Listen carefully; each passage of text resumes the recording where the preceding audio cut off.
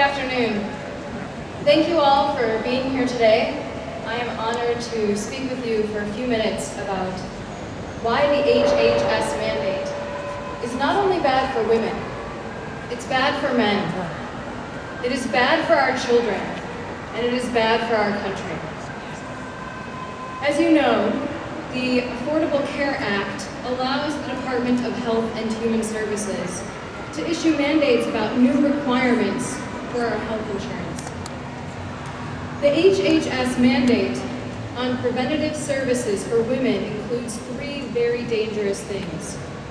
It covers contraception, sterilization, and abortifacients without cost sharing for all women of reproductive capacity. This means young girls in middle school.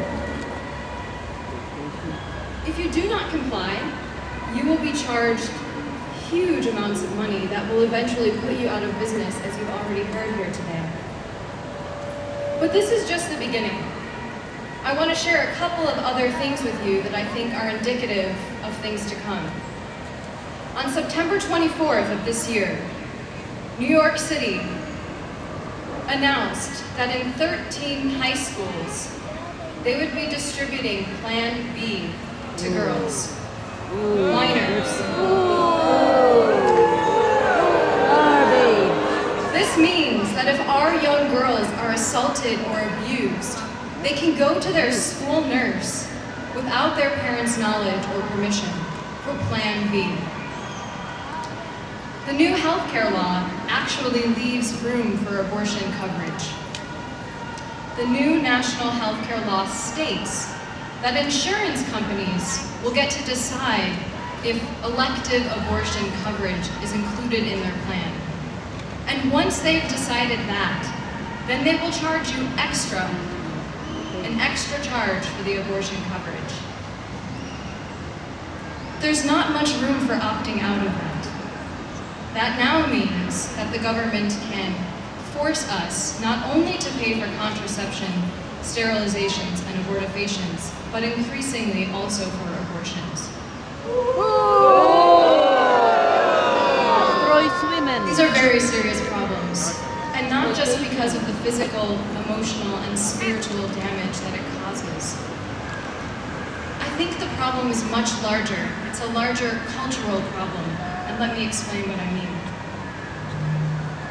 The rationale behind the HHS mandate is as follows. The reasoning states that pregnancy is a problem. It's called a preventative service, right? Viewing pregnancy as a problem for women is false. We are told as women that if we want to accomplish things, pursue a career, develop our talents, that we need to have contraception. I recently saw a campaign commercial stating that a young girl's dreams to be a veterinarian could not come true without contraception. To put a woman's progress or the development of her talents against her fertility is wrong.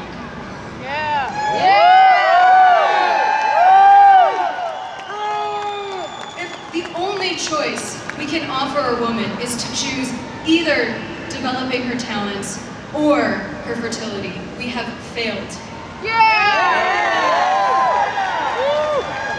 If we view pregnancy as a disease to be prevented, which is an inevitable mindset when you call contraception preventative medicine, then this speaks volumes about our culture.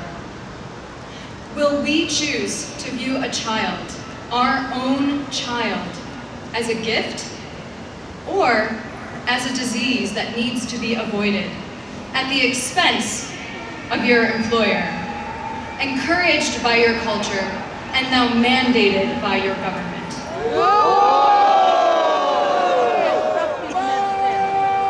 If we operate under the assumption that fertility is a problem to be solved and not a gift, then we have failed. This mandate is bad for our nation because it violates our religious freedom. Our religious freedom is a positive freedom. It is a unique good enshrined in the First Amendment of our Constitution.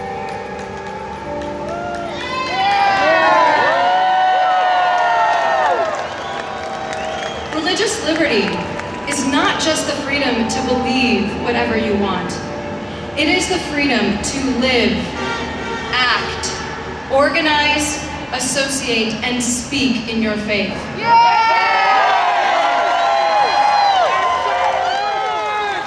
It is the freedom to govern yourself according to the dictates of your faith, with consistency and integrity.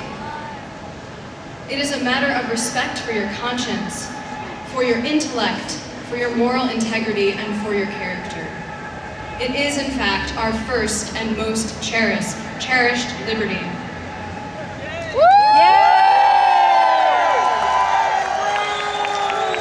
Religions build up civil society.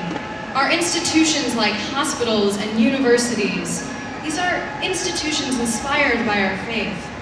In American political history, this civil society stands between us and the coercive power of the government. The state rarely fears individuals. Alone we can be ignored, but when we stand here today, we can resist and our message will not be ignored.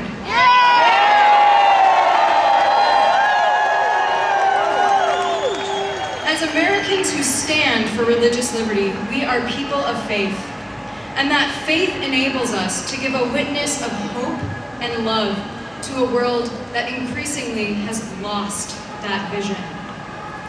We are called to bring hope to the world because any culture that views pregnancy as a problem has lost hope.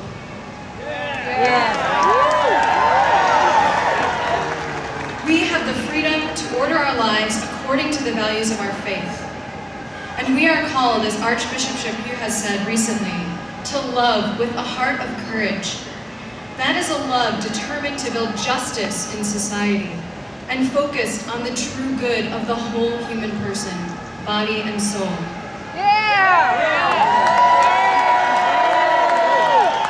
We cannot accept a separation of our religious faith and moral convictions from our public ministries or from our political engagement. That is impossible. It is evil to try and do so because it makes us have to serve God at home and in our churches and Caesar everywhere else, and that is wrong.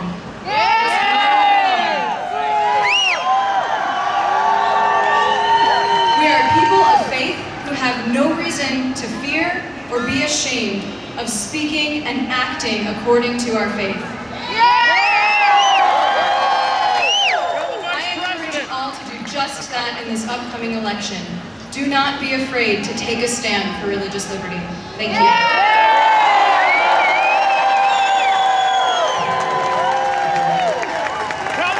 You know, it strikes me, listening to Angela speak, it's a young woman of faith, so articulate, so aware of the concerns that really matter in our country. You know, this is supposedly a war on women. Here's a young woman speaking up against the HHS mandate for faith in the public square. But I thought it might be exciting. So many women are involved in this battle. Let's hear a cheer from all the women out in the crowd. Women and girls.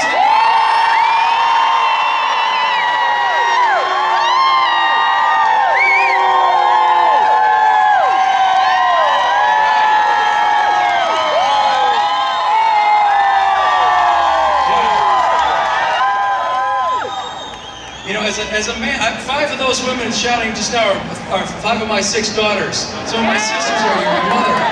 As a man, people sometimes say, what are you doing fighting abortion? You're a man. What are you doing being involved in these women's issues? Well, as a father of 6, as the older brother of 3 sisters, as a son, as a husband, I consider it my responsibility to care about women's welfare.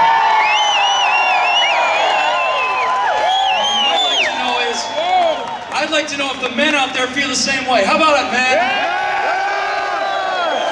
We want to take care of the women in our lives. We want to honor their fertility, their incredible capacity to become mothers, their unique, as Marianne put it, their feminine genius. We respect their feminine genius. Now, let's see all those green signs again. Vote for life and liberty. Let's see all the blues stand for religious freedom signs. Let's see all the reds stop Obama's HHS. That's right, stop Obama! You guys have some signs out there today, but you know what? There's over 24,000 signs all across the United States paid for by the Pro-Life Action League.